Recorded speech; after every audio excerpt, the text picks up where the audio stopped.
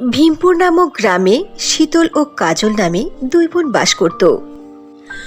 কাজল ছিল দেখতে খুবই কালো, আর তার চেহারার উপরে ছোট ছোট দাগও ছিল। কাজল দেখতে কালো হলেও তার ব্যবহার আচার ছিল খুবই মার্জিত। কাজল সব মানুষের সাথে বিনয় ও ভদ্রতার সাথে কথা বলতো। ওদিকে কাজলের আপন ছোট বোন শীতল ছিল খুবই সুন্দরী। সে দেখতে যেমন সুন্দরী ছিল, তার সুন্দরের অহংকারও ছিল খুবই বেশি। শীতল মনে করত তার চেয়ে বড় আর তার চেয়ে সম্মানী পৃথিবীতে আর কেউ নেই। সে তার বোন কাজলকে খুবই কটু কথা শোনাতো তার কালো রঙের কারণে। মা মা, তুমি তো দেখতে ফর্সা, বাবাও হ্যান্ডসাম, আর আমার গায়ের রং তো একেবারে দুধে আলতা। কিন্তু আমি একটা ব্যাপার বুঝে পাই না, তুমি কি কাজলকে কোনো আলকাতরার গ্রামের ভেতর থেকে তুলে এনেছিলে নাকি? আমাদের পরিবারকে গ্রহণ লাগানোর জন্যই হয়তো ওই পরিবারে এসেছে। ওকে বড় বোন বলতে আমার লজ্জা করে মা। মানুষের সামনে ওর কারণে আমার অনেক ইনসাল্ট হয়। শীতল, মুখ সামাল করে কথা বলো। কাজল তোমার বড় বোন। যত বড় মুখ নয় তত বড় কথা। লেখাপড়ার দিকে নাই, কাজের দিকে নাই, সব সময় অহংকার করবে আর বড় বোনকে এরকম কটু কথা শোনাবে। বেয়াদব মেয়ে কোথাকার। মা, আমি তো সত্য কথাই বলছি, আমি তো কোনো মিথ্যে বলিনি। তাহলে আমি অন্যায়টা করলাম কোথায়? কালোকে কালো বলবে না তো কি বলবে? কাজলকে যদি তোমার এতই ভালো লাগে তাহলে ওই কালো কাওয়াকে তোমার গলায় ঝুলিয়ে রাখো সব সময়। আমাকে বাড়ি থেকে বের করে দিলেও কখনো আমি ওকে বড় বোন বলে স্বীকার করব না। অবশেষে শীতলের মা শীতলের গালে থাপ্পড় মারল। থাপ্পড় খেয়ে মন খারাপ করে শীতল সেখান থেকে চলে গেল। মা, কেন তুমি শীতলকে থাপ্পড় মারলে? আমি কালো, এই জন্য তো কালো বলেছে। দেখেছো মা, বাড়িতে শীতল যেমন আমাকে নিয়ে এরকমটা করলো, বাহিরেও সব মানুষের অপমান শুনতে হয়। সব সময় কতবার সহ্য করা যায়? বেটা কাজল, তুমি কান্না করো না। কে বলেছে তুমি সুন্দর নয়? তোমার মন অনেক পবিত্র। এই দুনিয়াতে যার মন বড়, মন ভালো, সেই তো সুন্দর। মা, তোমার এই ধারণা ভুল। হয়তো তুমি আমাকে ভালোবাসো, তাই আমার মন রক্ষার জন্য এই কথা বলছো। আমি জন্মের পর থেকে দেখে আসছি, ওপরের সৌন্দর্যই তো হলো আসল সৌন্দর্য। ভেতরের মনের সৌন্দর্যটাকে কেউ দেখতে চায় না, কেউ বুঝতে চেষ্টা করে না। একথা বলে কাজল তার মাকে জড়িয়ে ধরল আর অনেকক্ষণ ধরে কান্না করলো। পরের দিন কাজল স্কুলে যাচ্ছিল। রাস্তার মধ্যে শীতল ও তার কিছু বান্ধবী মিলে কাজলের রাস্তা আটকে দাঁড়ালো। কিরে শীতল, এটা তোর বোন কাজল না? দেখেছো, এক বোন কেমন পূর্ণিমার চাঁদ আর আরেক বোন অমাবস্যার কালো রাত। তুই ঠিকই বলেছিস। দেখছিস কাজল ঠোঁটের উপরে কেমন লাল লিপস্টিক লাগিয়েছে? মনে হচ্ছে একেবারে রাক্ষসী ডাইনি ভূত। অন্ধকারে কেউ দেখলে তো ভয় পেয়ে যাবে, আর 3-4 দিন তার ভয়ে ঘুমিয়ে আসবে না। কোনো বাচ্চারা দেখে চিৎকার করে উঠবে রে। আমার তো হাসি থামছে না। শীতল, বাচ্চারা কি ভয় করবে? আমারই তো ভয় করছে। তোর বোনকে বলবি ও যেন বাড়ি থেকে বের না হয়। এই মেয়ে, তোমার লজ্জা করে না রাস্তায় বের হতে এরকম চেহারা নিয়ে? যাও, বাড়িতে যাও। শীতল ও তার বান্ধবীদের অপমান শুনে কাজল খুবই কষ্ট পেল। কাজল কান্না করতে করতে স্কুলে যাওয়া বাদ দিয়ে বাড়ি ফিরে আসলো। হে খোদা, যদি আমাকে একটু সুন্দর বানাতে তাহলে তোমার কি ক্ষতি হতো? আজ কত অপমান সহ্য করতে হচ্ছে। কালো হয়েও নিজের বোনকে সান্ত্বনা দিয়ে এভাবে বেঁচে থাকার চেষ্টা করি, কিন্তু মানুষ তো আর বেঁচে থাকতে দেয় না আমাকে। কাজলের মনে অনেক কষ্ট, তবুও কাজল সুসাইড করে না পরকাল ভেবে। কাজল সবসময় চুপি চুপি কান্না করত আর চোখের পানি মুছত, যাতে তার মা বাবা দেখতে না পায়, কারণ তার মা বাবার এমনিতেই তাকে নিয়ে অনেক টেনশন। আস্তে আস্তে কাজল অনেক বড় হয়ে গেল, বিয়ের বয়স হয়ে গেছে। কাজলের জন্য পাত্রপক্ষরা দেখতে এসে সেখানে অপমান করে চলে যেত। এ নিয়ে কাজলের বাবা মা অনেক চিন্তিত ছিল। কাজলও এই বিষয় নিয়ে অনেক চিন্তায় ছিল। এভাবেই দুঃখে কষ্টে কাজলের দিন কাটছিল। একদিন শীতল তার কিছু বান্ধবীদেরকে নিয়ে জঙ্গলের মধ্যে হাঁটছিল। ফ্রেন্ডসরা, তোরা শোন, আমি ভাবছি কি জানিস, আমাদের বাড়ির পাশে এই যে জঙ্গল না, জঙ্গলের ওপাশে একটি কালো পাহাড় আছে। ওখানে একটি গহীন কূপ আছে। আমি এটা ঠিক করেছি, আমার বোন কাজলকে সাথে করে এনে এই কূপের মধ্যে ওকে ফেলে দেব। সারা জীবনের জন্য ওকে শেষ করে দেব। ওই কালো কাওয়াটার সঙ্গে একই ছাদের নিচে আমার আর থাকতে ইচ্ছে করে না। ওর জন্য আমার অনেক ইনসাল্ট হয়। শীতল তার বান্ধবীদেরকে নিয়ে জঙ্গলের মধ্যে হাঁটছিল আর তার বোন কাজলকে জানে শেষ করে দেওয়ার জন্য প্ল্যান করছিল। হঠাৎ করে তারা দেখতে পেল কি যেন অনেক দূরে চিকচিক করছে। তারা সেখানে গিয়ে দেখলো একটি আয়না চকচক করছে। তখন আয়নার মধ্যে থেকে আওয়াজ আসলো, শোনো মেয়েরা, আমি হলাম পরীর জাদুর আয়না। পরী আমাকে নিয়ে পরীর রাজ্যে যাচ্ছিল, হঠাৎ করে পরীর হাত ফসকে আমি এখানে পড়ে গেছি। তোমরা যদি আমার কথা শোনো তাহলে পৃথিবীর মধ্যে সবচেয়ে সুন্দরী মেয়ে হয়ে যেতে পারবে, আর পৃথিবীর মধ্যে অনেক ধনী হবে, যেরকম ধন সম্পদ আর কারো নেই। এ কি বলছো পরীর জাদুর আয়না? সত্যি অনেক ধনী হতে পারবো আর অনেক সুন্দরী হয়ে যেতে পারবো? তাহলে বলো আমাদেরকে কি করতে হবে? 3 বার আমার আয়নার দিকে তাকিয়ে বলো, হে জাদুর আয়না, আমাকে পৃথিবীর সবচেয়ে সুন্দরী মেয়েতে পরিবর্তন করে দাও আর আমাকে অনেক ধন সম্পদ দাও, তাইলেই দেখবে কি চমৎকার হয়। শীতল ও তার বান্ধবীরা সবাই মিলে জাদুর আয়নার কথা মতো 3 বার এই মন্ত্রটা পড়ল। আয়নার মধ্যে তাকিয়ে এটা পড়ার সঙ্গে সঙ্গে শীতল সহ তার সব বান্ধবীরা একেবারে বুড়ি কুৎসিত হয়ে গেল। তারা ধনী হওয়া তো দূরের কথা, তাদের জামাগুলো একেবারে পুরনো ও জীর্ণশীর্ণ ছেঁড়া হয়ে গেল। তারা অনেক কান্নাকাটি করলো, কিন্তু জাদুর আয়না তাদেরকে পূর্বের রূপে ফিরিয়ে দিল না। এদিকে শীতলের বাড়িতে অনেক কান্নাকাটি ও হইচই হচ্ছে। শীতলের মা খাওয়া দাওয়া ভাত দিয়ে তার চিন্তায় পড়ে পড়ে মরছে। মা, তুমি চিন্তা করো না তো, শীতল তার ছোট নয়, মনে হয় ও বান্ধবীদের সাথে করে কোথাও গেছে। আমি ওর সব বান্ধবীদের বাসায় খোঁজ নিয়েছি, কেউ নেই। আমার মনে হচ্ছে সবাই মিলে কোনো একটা প্ল্যান করে কোথাও বেড়াতে গেছে। আমি কি করে বিশ্বাস করব? এত রাত হয়ে গেল, আমার মেয়ে বাড়ি ফিরল না। অনেক রাত হয়ে গেল কিন্তু শীতল বাড়ি ফিরল না। এখন কাজলও খুবই চিন্তা করছে শীতলকে নিয়ে, কারণ কাজলও শীতলকে অনেক ভালোবাসতো। পরের দিন সকাল পর্যন্ত যখন শীতল বাড়ি ফিরল না, তখন কাজল শীতলকে খোঁজার জন্য বাইরে বের হলো। কাজল শীতলকে খুঁজতে খুঁজতে জঙ্গলের মধ্যে সেই জাদুর আয়নার কাছে পৌঁছে গেল। সেখানে গিয়ে কাজল শীতল ও তার বান্ধবীদের অবস্থা সম্পর্কে দেখে ফেলল। শীতল, তোদের এই অবস্থা কেন? কি হয়েছে তোদের? এরপর শীতল কাজলকে সব কথা খুলে বলল। হে জাদুর আয়না, তুমি শীতল আর ওর বান্ধবীদেরকে ঠিক করে দাও। কাজল, তুমি আমার কথা শোনো, তাহলে তুমি দেখতে অনেক সুন্দরী হতে পারবে। শুধু সুন্দরী নয়, আমি তোমাকে অনেক টাকা পয়সা দিতে পারবো, যে টাকা পয়সা সারা জীবনেও তুমি উড়িয়ে ফুরাতে পারবে না। জাদুর আয়না, আমার টাকা পয়সার দরকার নেই, আমার সৌন্দর্যের কোনো দরকার নেই। আমি আমার বোনকে ভালোবাসি, আমার বোনকে আগের রূপে ফিরিয়ে দাও। তোমার বোন শীতল ও তার বান্ধবীরা প্রচন্ড লোভী, আর আমি লোভী মেয়েদেরকে এভাবে শাস্তি দেই। জাদুর আয়না, ও আর ভুল বুঝতে পেরেছে, ও আর কোনোদিন এমনটা করবে না, ওকে ক্ষমা করে দাও প্লিজ। কাজলের অনুরোধের কারণে জাদুর আয়না শীতল ও তার বান্ধবীদেরকে আগের রূপে ফিরিয়ে দিল।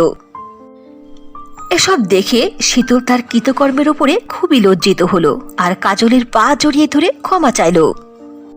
কাজলও সব কিছু ক্ষমা করে দিল। এরপর থেকে শীতল ও কাজল দুইজনে মিলেমিশে জীবন কাটাতে লাগলো। কোনো একটি গ্রামে খুবই সুন্দর ফর্সা ও নীল চক্ষুওয়ালা সিন্ড্রেলা নামে একটি মেয়ে বাস করত। খুবই সুন্দরী চেহারার অধিকারী হওয়ার সত্ত্বেও সিন্ড্রেলার কোনো অহংকার ছিল না, বরং তার সৌন্দর্য নিয়ে সে খুবই চিন্তিত ছিল। কারণ সিন্ড্রেলা যেখানেই যেত সেখানকার মানুষই তার জন্য পাগল হয়ে যেত, আর বিয়ের উপযুক্ত সব ছেলেরাই তো তাকে জীবন সঙ্গিনী হিসাবে পেতে চাইত ও তাকে প্রস্তাব দিত। এসব দেখতে দেখতে বিরক্ত হয়ে সিন্ড্রেলা তার নিজের প্রতি অনেক রাগ করত। একদিন সিন্ড্রেলা মার্কেটে যাচ্ছিল কিছু জিনিস কিনতে। ওই সময় রাস্তার মধ্যে কিছু ছেলে সিন্ড্রেলার পিছু লেগে গেল। সিন্ড্রেলা বিরক্ত হয়ে তাদেরকে বলল, শোনো, তোমাদের স্পষ্ট বলে দিচ্ছি, এরপরও যদি তোমরা আমার পিছু পিছু আসো না, তাহলে কিন্তু তোমাদের ভালো হবে না। এ কথা বলে সিন্ড্রেলা রাখতে রাখতে বাড়িতে চলে আসলো। তখন সিন্ড্রেলার মা মারিয়া বলল, কি হয়েছে সিন্ড্রেলা, তুমি এত রেগে আছো কেন? মা, আমি একেবারে পেরেশান হয়ে গেছি। যখনই আমি বাইরে যাই তখনই মানুষ আমাকে ঠিক থাকতে দেয় না, আমার পিছু লেগে যায়। আরে মামুনি, মেয়েরা তো সুন্দরী হওয়ার জন্য না জানি কি কি করে, আর তুমি তো আল্লাহর পক্ষ থেকে সৌন্দর্য পেয়েছো, আর তুমি বিরক্ত হচ্ছ কেন? মা, এটা মানে আমি একথা বোঝাতে চাচ্ছি না যে আমি সৌন্দর্যের প্রতি অনীহা করি অথবা অপছন্দ করি। সৌন্দর্য আমারও অনেক পছন্দ।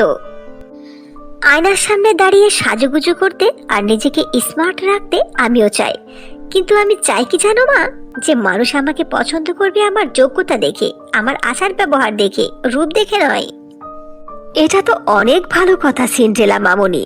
আমার মেয়েকে দেখে সব মানুষ একেবারে দেওয়ানা। দেখবে একদিন অনেক বড় ঘর থেকে আমার মেয়ের জন্য বিয়ের প্রস্তাব আসবে। না না মা, আমি বিয়ে করতে চাই না। আমি তো আগে নিজের পায়ে দাঁড়াতে চাই। কিন্তু বেটা, টাকা পয়সা ইনকাম করার কি দরকার? আমাদের তো আল্লাহ সব কিছু দিয়েছে। তোমার বাবা মৃত্যুর আগে আমাদের জন্য সব কিছু করে গেছে, টাকা পয়সা দিয়ে কি করবা? না না মা, তবু আমি যতদিন না ভালো কোনো চাকরি পাচ্ছি ততদিন কোথাও বিয়ে করব না। তোমাকে বোঝানো আর না বোঝানো দুটোই সমান। কিন্তু শুনে রাখো, আমার মৃত্যুর আগে আমি কিন্তু জামাই দেখতে চাই। এরপরও সিন্ড্রেলা তার মায়ের কথাকে ডিনাই করে তার ঘরে চলে গেল। পরের দিন সকালে ঘুম থেকে উঠে সিন্ড্রেলা বের হলো তার চাকরির সন্ধানে। তখন ওই এলাকার সবচেয়ে ধনী ব্যবসায়ীর ছেলে জ্যাকি সিন্ড্রেলার পিছু করল। জ্যাকি সিন্ড্রেলার পথ আটকে দাঁড়িয়ে বলল, হাই বিউটিফুল, কোথায় যাচ্ছ? যেখানে যাচ্ছ আমাকে সাথে নিয়ে যাও না। জ্যাকের কথা শুনে সিন্ড্রেলা তার গালে অনেক জোরে থাপ্পড় বসিয়ে দিল আর বলল, হাউ ডিয়ার ইউ! যদি এরপরে কখনো কোনোদিন আর আমার রাস্তা আটকে দাঁড়াও, তাহলে আমার চেয়ে খারাপ আর কেউ হবে না। সিন্ড্রেলা, আমাকে থাপ্পড় মেরেছ, এতে আমার কোনো দুঃখ নেই। তুমি আমার ভালোবাসাকে গ্রহণ করো, এই গোলাপ ফুলের ভালোবাসা নাও। এরপরেও সিন্ড্রেলা জ্যাকের দেওয়া গোলাপ ফুল ছুঁড়ে মারল আর সেখান থেকে চলে গেল। সিন্ড্রেলার এরকম আচরণ দেখে জ্যাক রেগে গেল আর বলল, সিন্ড্রেলা, একদিন না একদিন আমাকে তোমার স্বামী হিসাবে মেনে নিতেই হবে। আমি সে অপেক্ষায় থাকলাম।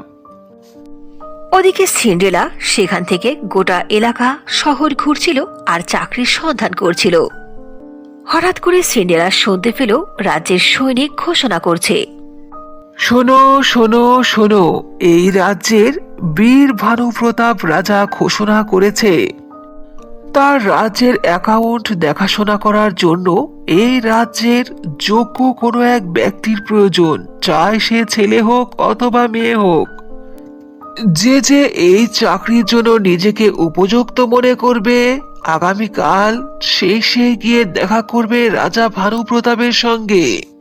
সিন্ড্রেলা এই ঘোষণা শোনার পরে সে খুশিতে নাচতে আরম্ভ করলো আর বলল, আরে আরে, এই তো চাকরির একটা সুবর্ণ সুযোগ। আমি এই সুযোগকে হাতছাড়া করব না।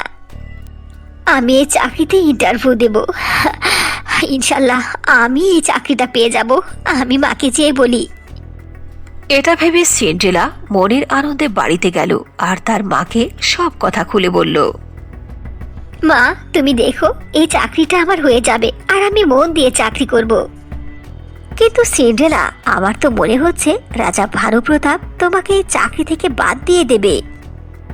কিন্তু কেন মা? কারণ রাজা ভানু প্রতাপ যখনই তোমাকে দেখবে তখনই প্রস্তাব নিয়ে সোজা আমার বাড়িতে আসবে। আর আমার এই কথাটা যেন সত্যি হয় খোদা। মা, কিসের প্রস্তাব নিয়ে আসবে? আমি তো কিছুই বুঝতে পারছি না। কেন সিন্ড্রেলা, তুমি কি জানো না যে রাজা ভানু প্রতাপের বিয়ের উপযুক্ত একটি ছেলে আছে? যখনই রাজা ভানু প্রতাপ তোমাকে দেখবে, সে তার ছেলের জন্য তোমাকেই পছন্দ করবে। ওহো মা, আমি তোমাকে কতবার বলবো যে আমি বিয়ে করব না। দেখো, রাজা ভানু প্রতাপ আমার যোগ্যতা দেখে আমাকে চাকরিতে জয়েন্ট করে নেবে। একথা বলে সিন্ড্রেলা সোজা তার রুমে চলে গেল আর ভাবতে লাগলো আগামীকাল রাজা ভানু প্রতাপের সামনে সে নিজেকে কিভাবে প্রেজেন্ট করবে। পরের দিন রেডি হয়ে মুখে মাস্ক পরে সিন্ড্রেলা রাজদরবারে উপস্থিত হলো। সিন্ড্রেলা সেখানে গিয়ে দেখল অনেকেই সেই চাকরিটার আশায় রাজদরবারে উপস্থিত হয়েছে। রাজা ভানু প্রতাপ এক এক করে সবার ইন্টারভিউ নিল। সবার পরীক্ষা নেওয়ার পরে রাজা ভানু প্রতাপ তার অ্যাকাউন্টের দেখাশোনা করার জন্য একজনকে নিযুক্ত করে ফেলল। সে ছিল সিন্ড্রেলা। তোমাকে অনেক অনেক ধন্যবাদ সিন্ড্রেলা। তুমি আমার প্রশ্নের সবগুলোরই সঠিক উত্তর দিয়েছো। আমি আশা করি তুমি আমার অ্যাকাউন্টের যথাযথ দেখাশোনা করবে। একথা শোনার সঙ্গে সঙ্গে সিন্ড্রেলার চোখে পানি চলে আসলো। আরে সিন্ড্রেলা, তোমার চোখে পানি কেন? রাজা মশাই, এটা আমার সুখের পানি। আপনি আমার চাকরি দিয়েছেন, এটা আমার অনেক বড় পাওয়া। সেখানে অনেকক্ষণ ধরে দাঁড়িয়ে রাজার ছেলে রবিন প্রতাপ সিন্ড্রেলাকে দেখছিল। সে বলল, আচ্ছা, আমি আপনাকে একটা কথা জিজ্ঞেস করি, আপনি মাস্ক পরে কেন আছেন? মানে বাতাসের সঙ্গে অনেক ধুলিবালি তো, এজন্য আমি মাস্ক পরে থাকি। আর আমার একটু অ্যালার্জির প্রবলেম আছে। আচ্ছা মহারাজা, আপনি আমার কাজ বলে দিন, আমি এখন থেকে আমার কাজ করতে চাই। চাকরি পাওয়ার পর থেকেই সিন্ড্রেলা খুবই মনোযোগ দিয়ে তার দায়িত্ব পালন করতে থাকলো। এভাবেই কয়েক মাস কেটে গেল। মহারাজা সিন্ড্রেলার কাজ দেখে অনেক খুশি।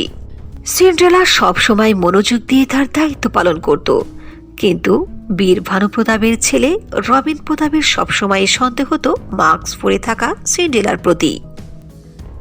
একদিন রবিন প্রতাপ সিন্ড্রেলার কাছে গেল আর বলল, আমাদের মহলের মধ্যে সব সময় চাকর বাকর কাজ করে, সবকিছু পরিষ্কার, এখানে তুমি ধোলা কোথায় পাচ্ছ? কেন মাস্ক পরে থাকো সব সময়? এটা কেমন কথা বলছেন? আপনি কি সায়েন্টিস্টের এখানে পরীক্ষা করেছেন যে হাওয়াতে ধুলো নেই? যেখানেই হাওয়া আছে সেখানেই ধুলো আছে, আর হাওয়া সব জায়গায় আছে। সিন্ড্রেলার জবাব শুনে রবিন প্রতাপ চুপ করে সেখান থেকে চলে গেল। সিন্ড্রেলার কাজের প্রতি এত ভালোবাসা দেখে ধীরে ধীরে রবিন প্রতাপের মনে তার প্রতি ভালোবাসার জন্ম হলো। একদিন সিন্ড্রেলা খুব মনোযোগ দিয়ে ক্যাশের টাকা গুনছিল। সেই সময় রাজার ছেলে রবিন প্রতাপ এসে বলল, ইয়েস সিন্ড্রেলা, শুনুন। আমি জানি আজকে আপনি আবার জিজ্ঞেস করবেন যে আমি কেন মাস্ক পরে আছি, তাই না? এটা পরে আপনি আমার সময় নষ্ট করবেন না, আমি আমার কাজে ব্যস্ত আছি। না না, এমন কিছুই নয়, আমি আপনার কাজ দেখে মুগ্ধ হয়েছি। আপনি সত্যি কাজে অনেক মনোযোগী। এ কথা শুনে সিন্ড্রেলা কেঁদে উঠল। আরে আরে, আপনি কান্না করে উঠলেন কেন? যখন কেউ আমার কাজের প্রশংসা করে তখন আমি ইমোশনাল হয়ে যাই। ও, তাহলে আমার সঙ্গে অনেকটা মিল আছে। আমিও অনেক ইমোশনালি আর অনেক পরিশ্রমী। তো মার্কসওয়ালি অ্যাকাউন্টেন্ট, আমরা কি দুজন বন্ধু হতে পারি? এরপরে সিন্ড্রেলা হেসে উঠে রবিন প্রতাপের সঙ্গে বন্ধুত্বের হাত বাড়ালো। তাদের এই বন্ধুত্ব আস্তে আস্তে প্রেমে পরিণত হলো। একদিন রবিন প্রতাপ আর সিন্ড্রেলা দুজন মিলে এক গাছের নিচে বসে গল্প করছিল। আর এসব দৃশ্য সিন্ড্রেলার এলাকার ব্যবসায়ী ছেলে জিকে দেখে ফেলল। আরে, এ দেখছি রাজার ছেলের সঙ্গে প্রেম আলাপ করছে। না না, এটা কখনোই হতে দেব না। সিন্ড্রেলা শুধু আমার, ওকে আমি বিয়ে করব। জিকে আগে থেকেই এ বিষয়ে প্রস্তুতি নিয়েছিল। সে এক জাদুকরণের কাছ থেকে আতর পরিয়ে নিয়ে এসেছিল, যেটা সিন্ড্রেলার গায়ে দেওয়ার সঙ্গে সঙ্গে সিন্ড্রেলা তার সাথে প্রেম করার জন্য পাগল হয়ে যাবে। আমি এই আতরের মুখটা খুলি আর সিন্ড্রেলার গায়ে এই আতর মাখিয়ে দিই, তাহলে সিন্ড্রেলা আমার সঙ্গে প্রেম করবে। একথা বলে জিকে আতরের মুখ খুলতে গেল, কিন্তু আতরের মুখটা ছিল অনেক কঠিন। অনেকক্ষণ চেষ্টা করার পরে আতরের মুখ খুলল, কিন্তু আতর বেরিয়ে জিকের গায়ে পড়ে গেল। পড়ানো আতর জিকের গায়ে লাগার সঙ্গে সঙ্গে আতরের প্রভাবে জিকে প্রভাবিত হলো আর বলতে লাগলো, আমি আমাকে অনেক ভালোবাসি, আমি আমাকে নিয়ে সারা জীবন সুখে থাকতে চাই। জিকের মুখে এরকম পাগলের মতো সংলাপ শুনে রবিন প্রতাপ ও সিন্ড্রেলা হাসতে লাগলো। ওদিকে জিকে পাগলের মতো সংলাপ বলতে বলতে সেখান থেকে চলে গেল। এরপর সিন্ড্রেলা তার মায়ের কাছে গিয়ে ও রবিন প্রতাপ ভানুপ্রতাপের কাছে গিয়ে ভালোবাসার কথা প্রকাশ করল। রাজা ভানুপ্রতাপ ও সিন্ড্রেলার মা দুজনেই তাদের ভালোবাসাকে মেনে নিল। এরপর রাজা ভানুপ্রতাপ অনেক ধুমধাম করে তার ছেলে রবিন প্রতাপের সঙ্গে সিন্ড্রেলার বিয়ে দিয়ে দিল। রামপুর গ্রামে সোহানা, শীতল ও মীরা নামে 3 বোন তাদের মা সুজাতার সঙ্গে বাস করত। সুজাতা তার বড় 2 মেয়ে শীতল ও মীনাকে অনেক বেশি ভালোবাসত, তাদের কোনো জিনিসের কমতি হতে দিত না। কিন্তু সুজাতা তার ছোট মেয়ে সোহানাকে মোটেও দেখতে পারত না।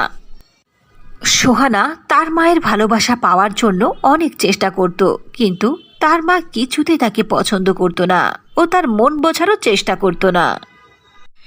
এর কারণ হলো, যেদিন সোহানা পৃথিবীতে জন্মগ্রহণ করে ওই দিনই তার বাবা একটি রোড অ্যাক্সিডেন্টে মারা গিয়েছিল। এরপর থেকে সুজাতা তার ছোট মেয়ে সোহানাকে স্বামীর হত্যাকারী হিসাবে মান্য করতে লাগলো। একদিন সুজাতা মার্কেট থেকে এসে বলল, কিরে সোহানা, রাক্ষসী মুখ পুরি কোথাকার, এখানে কি করছিস? যা কিচেনে যা, অনেক কাজ পড়ে আছে। কাজ বাদ দিয়ে এখানে তামসা দেখছে। শীতল, মিনা, এদিকে এসো, দেখো তোমাদের জন্য কত মার্কেট করে এনেছি। কিন্তু মা, কয়েকদিন আগেই তো আমাদের জন্য কত শপিং করে দিলে, আজ আবার কি দরকার ছিল এত কিছু আনার? বেটা, তোমরা দুইজনই তো আমার চোখের তারা, তোমাদের জন্য আনবো না তো কার জন্য আনবো? তোমরা দুইজন ছাড়া পৃথিবীতে আমার আর কে আছে বলো মা? ওয়াও মা, কি সুন্দর জামা! দেখ মিনা, কি চিকচিক করছে। হ্যালো হ্যালো, মিনা, শীতল, তোমরা দুজন এখানে থাকো, আমার ফোন এসেছে, আমি একটু কথা বলে আসি। ফোন আসার কারণে সুজাতা একটু সাইডে গিয়ে কথা বলতে লাগলো। এই মধ্যে সোহানা এসে দেখলো, আরে বাবা, এত শপিং! শীতল আপু, মিনা আপু, তোমাদের তো অনেক সুন্দর সুন্দর দামি দামি নতুন নতুন ড্রেস আছে, কিন্তু আমার জামা সবগুলোই ছিঁড়ে গেছে। এই জামাটা আমার অনেক পছন্দ, আমাকে দেবে? কি বললি? আমার জামা নিতে চাস? এত বড় স্পর্ধা তোর! শীতল, মিনা, কি হয়েছে তোমাদের? এত চিল্লাপাল্লা করছো কেন? মা দেখো, তুমি আমার জন্য এখন যে শপিং করে আনলে না, এই সুন্দর জামাটা সোহানা নিয়ে নিতে চাইছে, এই জন্যই তো আমি চিৎকার করছি। এ কথা শুনে সুজাতা প্রচন্ড রেগে গেল আর সোহানাকে একটি থাপ্পড় মেরে বলল, কারমঝালি, তোর এত বড় স্পর্ধা! তুই আমার মেয়ে জামা নিতে চাস? তুই কি মনে করেছিস নিজেকে, যে আমি তোকে মেয়ে বলে স্বীকার করব আর ভালোবাসবো? ইম্পসিবল! কেন মা, তোমরা সবাই আমার সাথে কেন এমনটা করো? আমি এই বাড়ির সবার ছোট, ছোটদেরকে বাড়ির সবাই কত ভালোবাসে, কত গিফট দেয়, আর আমার সাথে কেন এরকম করো? কেন এরকম করি তুই জানিস না? তোর এই কথার উত্তরটা আমি কতবার দেব তোকে? যেদিন তুই এই পৃথিবীতে এসেছিস সেদিন আমার স্বামী মারা গেছে, আমার জীবন থেকে আমার সোহাগ মারা গেছে। আমার জীবনের সুখ, শান্তি, আনন্দ সবকিছু শেষ হয়ে গেছে শুধু তোর জন্য। আমি তোকে কখনো কোনোদিন ক্ষমা করব না। তুই কি ভেবেছিস যে আমি তোকে মেয়ে বলে, ছোট মেয়ে বলে বুকে টেনে নেব? তোকে এই বাড়িতে থাকতে দিচ্ছি, খেতে দিচ্ছি, এই তো কত। অন্য কেউ হলে তোকে বাড়িতেই জায়গা দিত না, তোকে খুন করে ফেলতো।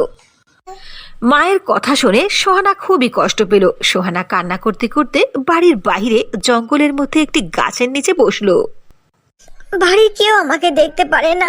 আমি যেদিন জন্মেছি সেদিনই যদি বাবার মৃত্যু লেখা থাকে, তাহলে এতে আমার কি দোষ? মা কেন বোঝে না? সোহানা খুবই কান্না করছিল। ঠিক ওই সময় সেখান দিয়ে একটি পরী যাচ্ছিল। পরী সোহানার কান্না দেখে ফেললো আর সেখানে প্রকট হলো। কে পড়ি?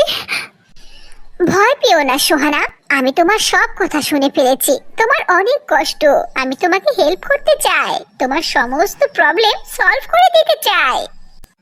কিন্তু পরিজি, আপনি কি করে আমাকে সাহায্য করবেন?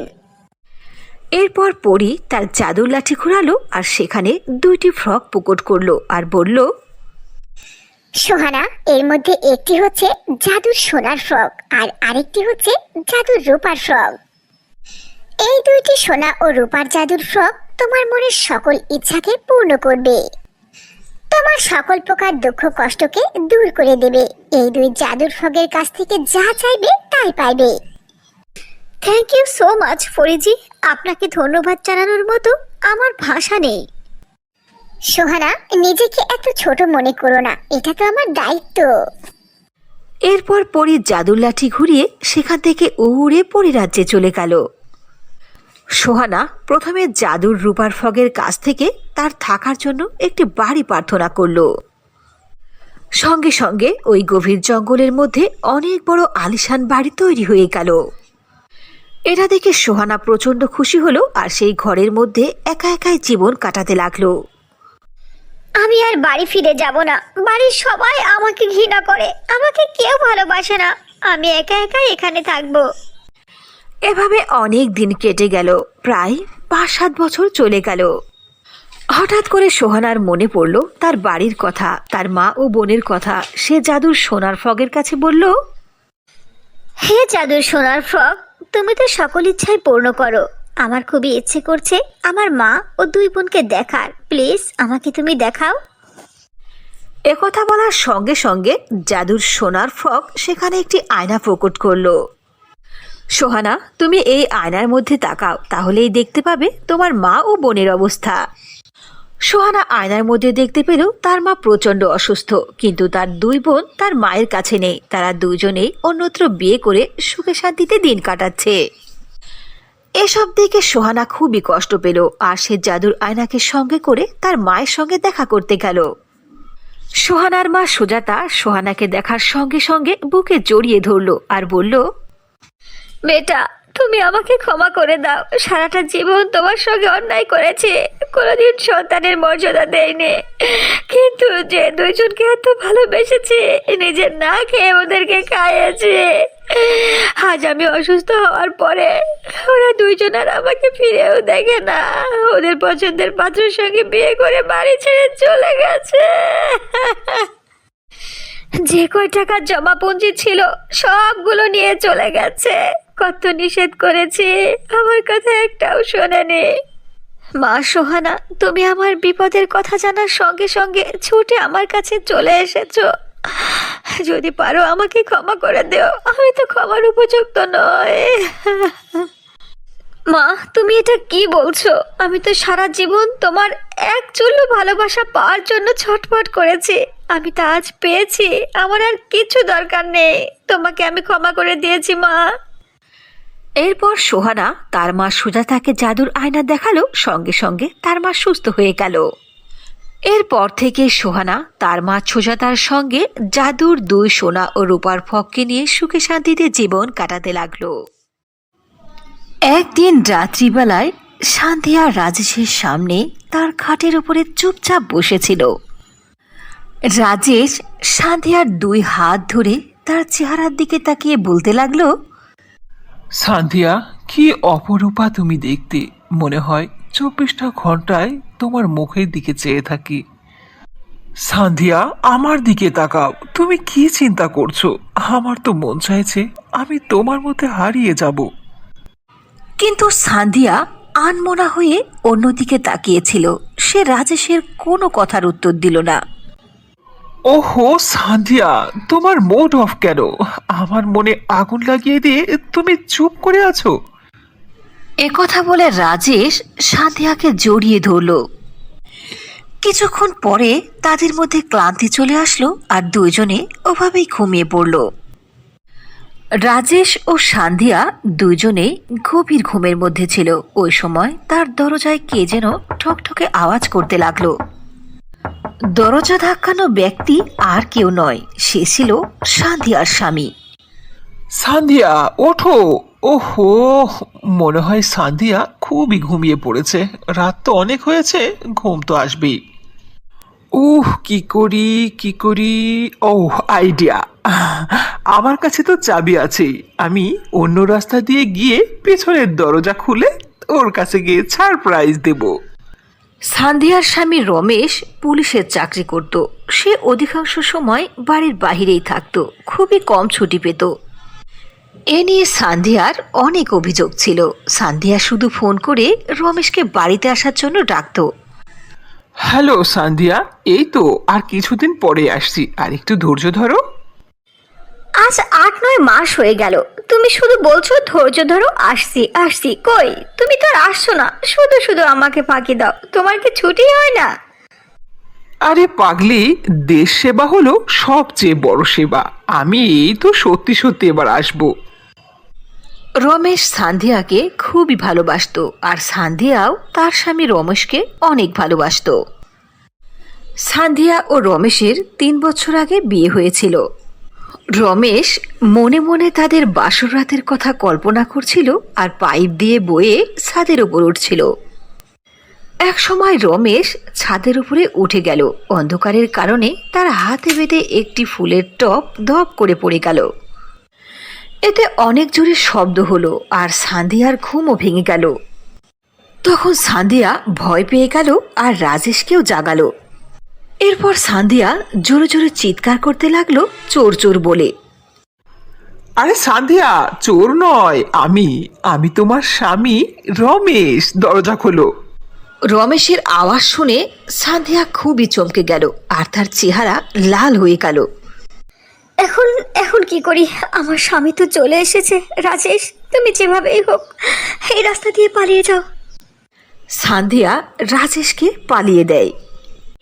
রাজেশ সামনের দরজা দিয়ে বাড়ি থেকে বের হয়ে যায়। এরপর রমেশ দরজা খুলে সান্ধিয়ার দিকে তাকালো। সান্ধিয়ার চেহারাটা খুবই অদ্ভুত লাগছিল। এজন্য রমেশ বলল, কি ব্যাপার সান্ধিয়া, তোমার চেহারাটা এমন মনে হচ্ছে কেন? তুমি কি ভয় পেয়েছো? না, কিন্তু হঠাৎ করে এই সময় তুমি এত রাত্রে? সান্ধিয়া, তুমি আমাকে দেখে খুশি হওয়া বাদ দিয়ে এসব প্রশ্ন কেন করছো? না, হঠাৎ করে ঘুম ভেঙেই তোমাকে এভাবে দেখছি তো, এই জন্য আর কি। সান্ধিয়া, আমি তোমাকে সারপ্রাইজ দিব বলে এভাবে এসেছি, ফোন করে তোমাকে জানাইনি। পরের দিন সকালে সান্ধিয়া রান্না সেরে